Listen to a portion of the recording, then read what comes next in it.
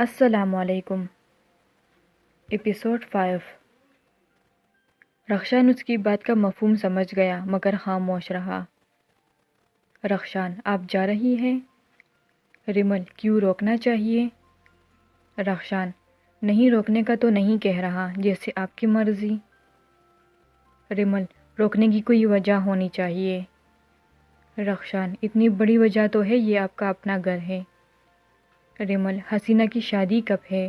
وہ نہ چاہ کر بھی یہ نہ کہہ سکی کہ آپ کی۔ رخشان، کل ڈیٹ فکس ہونی ہے، ویسے امید ہے 2 ہفتوں تک۔ ریمل، آپ کا بچپن کیسا گزرا؟ شاید وہ رخشان کو اپنے بارے میں یاد ڈالنے کی کوشش کر رہی ہو۔ آخری امید، آخری کوشش۔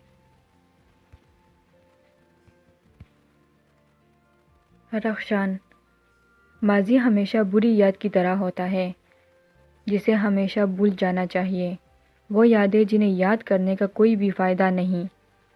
کیا میں ایک بری یاد تھی جسے بلا دیا گیا؟ ریمل نے خود سے جواب طلب کیا، لیکن بیکار۔ اس سے پہلے مزید کچھ بات ہوتی، رومان کی انٹری ہوئی۔ بھائی آپیہ، یہاں تو پارٹی چل رہی ہے۔ رومان، تم ابھی تک نہیں سوئے؟ بھائی صبح ٹیسٹ ہے، اس کی تیاری کر رہا تھا، ابھی کافی پینے آیا تھا۔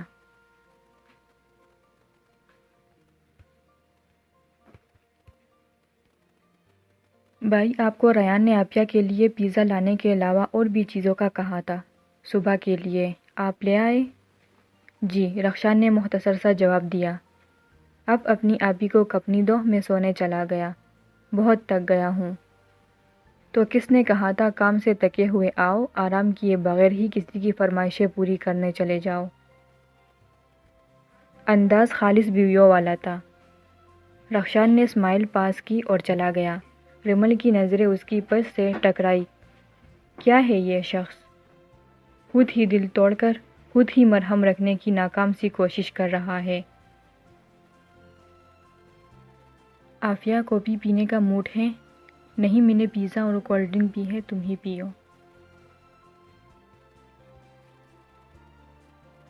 صبح ریمل کی آنکھ گلی کے شور شرابے سے کھلی، رنگ برنگی آوازیں کانوں میں گونج رہی تھی۔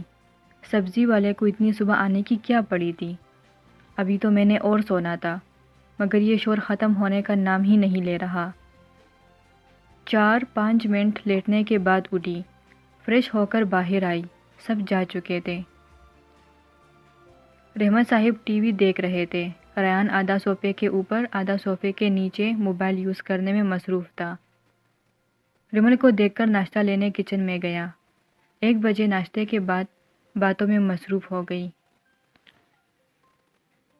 3 بجے کے قریب رخشان گھر میں آتا ہوا نظر آیا۔ وہ اکیلا نہیں تھا، ایک 50 سال کی عورت اور لگ بھگ 26 یا 27 سال کے لڑکے کے ساتھ اندر داخل ہوا۔ رحمت صاحب نے خوش دلی سے استقبال کیا۔ قاسم بھی ان سے ملا۔ سب سے ملنے کے بعد ان کی نظر ریمل پر آ کر رکی۔ کچھ اس کا حلیہ اور یہاں کسی لڑکی کی موجودگی انہیں مشکوک لگی۔ بھائی، یہ کون ہے؟ ریمل کو دیکھ کر ناگواری سے کہا۔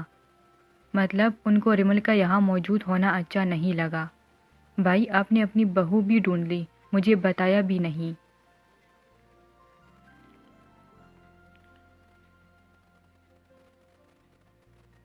آپ تو کہتے رہتے ہیں کہ یہ چاروں میرے بیٹے ہیں، مگر آپ نے اتنا بڑا فیصلہ کر لیا، ساتھ لڑنا شروع کر دیا۔ نجمہ، صبر کر لو، یہ رشید کی بیٹی ہے، اپنے طیب ابو کے گھر رہنے آئی ہے۔ رحمت صاحب کی بات سن کر چلتی زبان کو روکی۔ یہ وہ ریمل ہے؟ ماشاءاللہ کتنی بڑی ہو گئی ہے۔ نجمہ نے آنکھیں پوری کھول کر دیکھا۔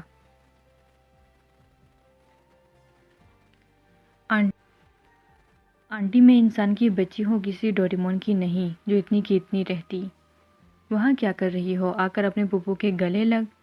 قدم آگے بڑھا کر گلے لگی۔ نجمہ بیگم نے اسے خود میں پیجا۔ ریمل کو لگا وہ اگلا سانس نہیں لے پائیں گی۔ آنکھ سے سرما انگلی کے پرائے میں لگا کر کان کے پیچھے لگایا، میری دی کو نظر نہ لگے۔ ریمل ہکا پکا ان کی کارروائی دیکھ رہی تھی۔ ایسا خوفناک پیار آج سے پہلے کبھی نہیں لیا تھا۔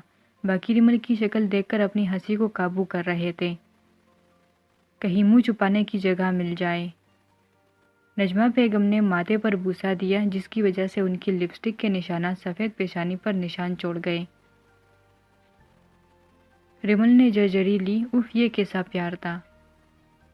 رومان نے میز پر جوس اور لوازمات رکھے، جس کی وجہ سے ریمل کی جان چھوٹ گئی۔ بیٹا جا کے کٹوری میں لون لے کر آؤ، ریمل کو اشارہ کیا، جو منہ کے زاویے بناتی کچن میں گئی۔ تفصیلی جائزہ لینے کے بعد خالی ہاتھ باہر آئی۔ اندر جو آپ نے کہا تھا نہیں ہے۔ ریمل کی بات سن کر کب سے روکا ہوا ہنسا نکل پڑا۔ ریان کچن سے نجمہ بیگم کا مطلوبہ سامان لے کر باہر آیا۔ یہ لے پھوپھو آپ کی مطلوبہ چیزیں جو ہمارے کچن میں موجود نہیں تھی۔ جب انہوں نے بوتل کے اندر پاؤڈر ڈالا تب ریمل کی سمجھ میں آئی انہوں نے نمک مانگا تھا۔ حد ہے، آدھی اردو آدھی پتہ نہیں کون سی زبان بول رہی تھی۔ اف، لگتا ہے جلد ہی پاکستان کو گڈ بائے بولنا ہی پڑے گا۔ ریمل، یہ ملک اور یہاں کے لوگ تیرے لیے ہرگز نہیں ہیں۔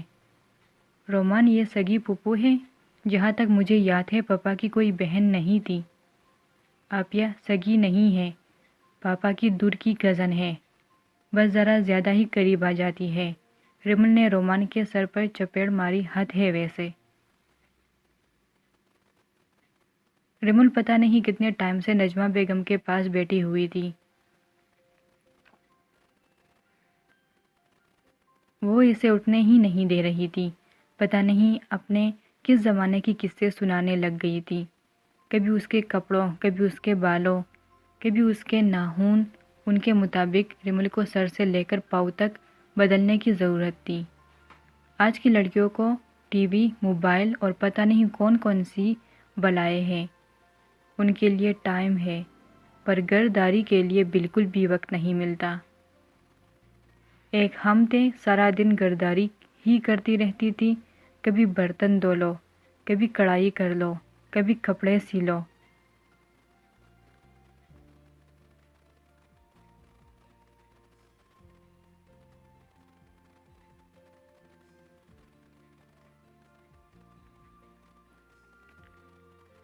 ریمل دل ہی دل میں خود کو کوسا، کیوں یہاں آ کر بیٹھی ہے؟ اس سے اچھا کچن میں گھس جاتی جہاں رومان رخشان کھانے کی تیاری کر رہے تھے۔ سس، ہم ٹیرس پر ہیں، آپ بھی ادھر ہی آ جائیں۔ ٹیرس کی صورتحال کچھ یوں تھی۔ قاسم ٹیرس کی گریل کے ساتھ کھڑا ہوا تھا، ایک ہاتھ پاکٹ میں، دوسرے ہاتھ سے کافی کا کپ پکڑا ہوا تھا۔ سامنے ایسے دیکھ رہا تھا جیسے وہاں سے بھی ہیرے جواہرات نکل آئیں گے۔ رومان اس کے ساتھ اسی پوزیشن میں کھڑا تھا، بس فرق یہ تھا کہ ہاتھ پاکٹ کی بجائے گریل پر تھا۔ کچھ فاصلے پر رخشان موبائل کے اندر ایسے کھویا ہوا تھا جیسے اربوں کی ڈیل چل رہی ہو، سب سے بے نیاز۔ ریمل رخشان سے کچھ فاصلے پر کرسی پر بیٹھ گئی۔ ریان ریمل کے سامنے آ کر موبائل نکال کر بیٹھ گیا۔ موبائل ایسے سیٹ کیا جیسے کوئی ویڈیو بنانی ہو۔ سس، ابھی چند سیکنڈ کے بعد کا منظر دیکھنا، دل خوش ہو جائے گا۔ ریمل ناسمجھی سے ادھر ادھر دیکھ رہی تھی۔ قاسم کافی کا سپ لیتے ہوئے کچھ گنگنا رہا تھا۔ میرے سامنے والی کھڑکی میں ایک چاند کا ٹکڑا رہتا ہے، افسوس یہ ہے کہ وہ ہم سے کچھ اکڑا اکڑا رہتا ہے۔ میرے سامنے والی کھڑکی میں ایک چاند سا چہرہ رہتا ہے، جس روز سے دیکھا ہے اس کو ہم شمع جلانا بھول گئے، دل تام کے ایسے بیٹھے ہیں کہیں آنا جانا بھول گئے۔ ابھی اس کا سانگ مکمل ہی نہیں ہوا تھا، کھڑکی کا ایک ڈور کھلا۔ پہلے قاسم خوش ہوا، پھر سامنے والے کو دیکھ کر قاسم کا رنگ فوق ہو گیا۔ شاید قاسم بھائی اب بھول رہے ہیں، آج خالی چاند سے نہیں، چاند کے گرہن سے بھی ملاقات ہوگی۔ اس چاند کے ساتھ گرہن بھی نظر آ رہا ہے۔ رومان نے حسینہ کے ابو کو دیکھ کر ہانگ لگائی۔ بے شرمو، کچھ تو شرم کر لو، یہاں کھڑے ہو کر لڑکیوں کو فضول میں تاڑ رہے ہو، یہ کیا بیہودہ کلمات بول رہے ہو؟ شرم نام کی کوئی چیز نہیں۔ قاسم جس کے دیدار کے لیے پچھلے گھنٹے سے کڑا تھا، اس کے باپ سے اچھی طرح بے عزتی کروا لی۔ پتہ نہیں میرے گھر والوں کو تم میں کیا نظر آتا ہے جو تمہارے ہی گن گاتے نہیں تکتے۔ رخشان تم ہی کچھ سمجھاؤ ان بیکلوں کو۔ ہاشم صاحب منزل سے غائب ہو چکے تھے۔ ان کے جانے کے بعد ریمل کے سوا سب کا کہکہا بلند ہوا۔ پہلی بار رخشان کو یوں ہنستے ہوئے دیکھا تھا۔ ترکی شہزادے تمہاری ہنسی بھی بہت خوبصورت ہے، دوسرا کمپلیمنٹ پاس کیا۔ قاسم بھائی آج کا ڈنر مل تو گیا ہے، اب اس چاند سے مکڑے میں کیوں 12 بجے ہے؟ ہمیں پتہ ہے آپ کی شکل مسکینوں والی ہے، ہماری سس کو تو نہ ڈرائے۔ ریمل نے رومان کو اشارہ کیا کہ وہ اسے ساری بات سمجھائے۔ آپیا، حسینہ آپی سے قاسم بھائی کا رشتہ طے ہوا ہے۔ یہ ان کو بلانے کی سگنل تھے، مگر غلطی سے غلط سیارے سے جا ٹکرائے۔ تو آپ کال کر کے ٹیرس پر بلا لیتے، پورے محلے کو بتانے کی کیا ضرورت تھی؟ ریمل نے قاسم کی شکل دیکھ کر کہا، میں تو شادی سے پہلے بس ایڈونچر کر رہا تھا۔ قاسم برو، باخدا آج کے ایڈونچر نے باقی سب ایڈونچر کو بہت پیچھے چھوڑ دیا ہے۔ بڑا مزہ آیا، ذرا دوبارہ سوئے ہوئے شیر کو جگانا۔ قاسم نے زمین سے گرا پتھر ریان کو دے مارا۔ تم نے آ کر مجھے غلط نیوز کس خوشی میں دی تھی کہ انکل گھر نہیں ہیں؟ آپ کا راستہ صاف ہے قاسم برو، اگر میں آپ کو بتا دیتا تو غلطی سے کچھ لوگوں کے چہروں پر ہنسی آتی ہے۔ وہ کیسے آتی؟ رخشان کی طرف اشارہ کر کے کہا، ریان میرا امیج تم نے انکل کے سامنے خراب کر دیا۔ پتہ نہیں وہ کیا سوچ رہے ہوں گے۔ برو، آپ کو سوچنے کے دن حسینہ بابی کے ہیں، نہ کہ سوئے ہوئے شیر کے، اس لیے انجوائے کرے۔ سب اس کی حالت سے محفوظ ہو رہے تھے۔ ریان آگے آگے، قاسم اس کے پیچھے دوڑ رہا ہے۔ اسی کھیل میں وہ نیچے جا چکے تھے۔ رومان بھی برتن سمیٹ کر نیچے چلا گیا۔ رخشان نے موبائل پاکٹ میں رکھا، نیچے جانے لگا۔ ریمل کو دیکھا، وہ پتہ نہیں کہاں کھوئی ہوئی تھی۔ ریمل کے آگے آ کر چٹکی بجائی، محترمہ، ایک دوسرے کے خیالوں میں کونے کے دن قاسم اور حسینہ کے ہیں، آپ کہاں کھو گئی؟ نیچے چلے، سب جا چکے ہیں۔ کچھ سیکنڈ کے لیے دونوں کی نظریں ملی۔ اب اٹھ بھی جائے، رخشان نے کہا۔ ریمل نے کہا۔ تایا ابو اور پوپو کہاں گئے؟ ریمل نے نیچے آ کر سوال کیا۔ آپیا، سوئے ہوئے شیر کی کچار میں ہاتھ ڈالنے۔ مطلب؟ قاسم برو کی ڈیٹ فکس کرنے باقی کی بات ریان نے مکمل کی۔ قاسم اور رخشان کہیں جا چکے تھے۔ ریمل رومان اور ریان کے ساتھ کچن میں موجود تھی، جو کھانا گرم کر رہے تھے۔ تم لوگوں نے کہا تھا کہ آپ کے گھر شادی ہے۔ سس، پوپو فیصل آباد رہتی ہے، اس لیے شادی کے دن ہمارے گھر رہیں گے۔ ساری رسمیں یہاں ہی ہوں گی، اس لیے ہمارا گھر شادی والا گھر ہے۔ حسینہ اپنی شادی کا لہنگا قاسم بھائی کے ساتھ کیوں نہیں لینے گئی؟ جو سوال ریمل کو کب سے بے چین کر رہا تھا، آخر بول ہی پڑی۔ آپیا، قاسم بھائی، رخشان بھائی اور حسینہ آپی یونیورسٹی کے فرینڈز ہیں۔ قاسم بھائی نے اپنی ڈگری لاہور مکمل کی، اس لیے اپنی بابی کا لہنگا ان کے ساتھ لینے گئے۔ کھانے کی ٹیبل پر رومان، ریان، قاسم، ریمل اور رخشان موجود تھے۔ باقی کا ڈنر حسینہ کے گھر تھا۔ جانا تو سب نے تھا، پر قاسم بیچارے پر ترس آ گیا کیونکہ اس کی انٹری ممنوع تھی۔